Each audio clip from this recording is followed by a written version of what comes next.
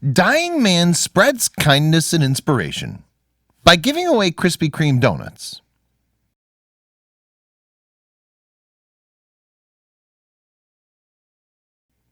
Some people spend their entire lives trying to figure out how to be a good person or how to make the world a better place. Sometimes this can be hard to do, especially if you don't know where to start. This man was living a life that many people can only dream of having, but when he received news about his health, he decided to make some changes. Chris Rosati, a resident of Durham, North Carolina, seemed to have everything that he could ever wanted. He had a wife who adored him, two beautiful little girls, and a very good job working as a marketing vice president. He was in the best shape of his life, recently finishing his second triathlon. It was obvious that the 41-year-old man was living the American dream. But everything in Chris's life changed in 2012. Sadly, Chris was diagnosed with amyotrophic lateral sclerosis, ALS, also known as Lou Gehrig's disease. The Rosatis were completely taken by surprise when they heard the news, and since there was no cure for the deadly disease, it seemed like Chris's charming life was going to come to an end. Most people would break under such stressful circumstances, but not Chris. Chris used his diagnosis as an important opportunity to reevaluate what really mattered in his life. He took all his energy and focused on what he valued most, his loving family.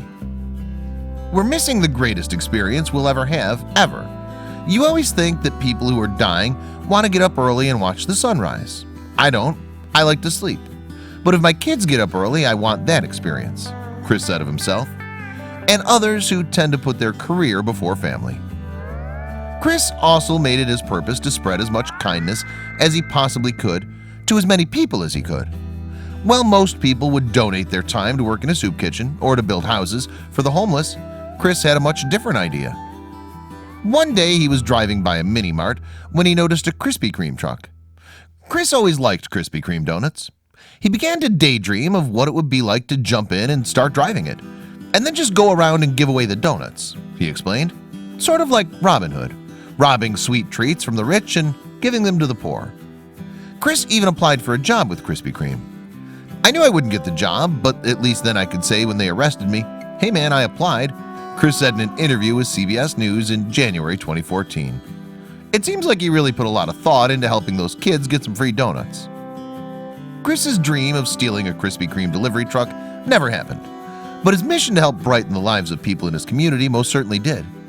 Krispy Kreme, who heard about his dream to steal one of their delivery trucks through Facebook, reached out to Chris directly to make him a sweet offer that he couldn't refuse. As most of you know, most companies wouldn't see the humor in a man threatening to steal from them, but Krispy Kreme actually wanted to help turn Chris's scheme into a reality.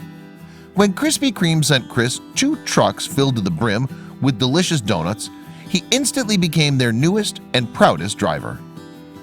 Throughout the day, Chris visited several different places, including cancer wards, a local park, and a children's hospital, and passed out donuts to hundreds of sugar-loving children. "We're glad to make some people smile," said Chris. Chris instructed the kids he met to do a random act of kindness. He said, "If I can't impact people, then this whole thing is a waste." His quote was seen on church signs around town, and his purpose and mission inspired others on Facebook. Even though he'd already made plenty of people smile with his acts of kindness, he didn't stop there, because he was determined to spread happiness even further. But this time, instead of passing out delicious treats, Chris handed out something a bit more valuable. Naming his new initiative Butterfly Grants, Chris started handing out $50 bills to children every time he went somewhere. And after he handed each child a crisp new $50, he encouraged each one to always live life to the fullest and to use the money to help change the world, just like he was doing.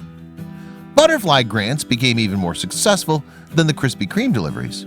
And before long, the entire nation was hearing about his Butterfly Grants. People all over the country took a page from Chris's book, and teachers began to petition to have the program put into place in their schools. Dr. Judith Palmer, a major advocate for the program, said, "I believe that most students are thirsty for ways to make a difference in the world. They do see the needs. I've found our students to be socially aware and determined to become change makers." And boy, she couldn't have been more right. Chris not only got to see his movement spread across the country, but he also got to see it actually work. One night, Chris handed 2 girls $50 apiece at a diner. Once he handed the girls the money, he explained to them that they should use it to help change the world. But Chris never expected to see how far it would go. The girls' father once worked as a member of the Peace Corps in Sierra Leone, Africa, so the two girls sent their money to the village where he stayed. Thanks to the money that the girls sent, the entire village was able to have a feast to help them celebrate being Ebola-free. They made sure to share their thanks with Chris as well. Even though he was spending so much time helping others, he made sure that he spent just as much time with his own daughters, taking them on unforgettable trips and sharing once-in-a-lifetime experiences with them. Even though Chris believes that his attitude changed, his daughters insist that he's always been so kind and thoughtful. That dad who has ALS was the dad I was born with. He tried to make friends with the world. I think it's hard to do that, so I'm proud of him, said the eldest daughter in 2014.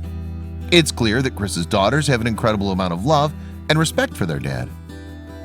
Unfortunately, Chris lost his difficult battle with ALS in October of 2017.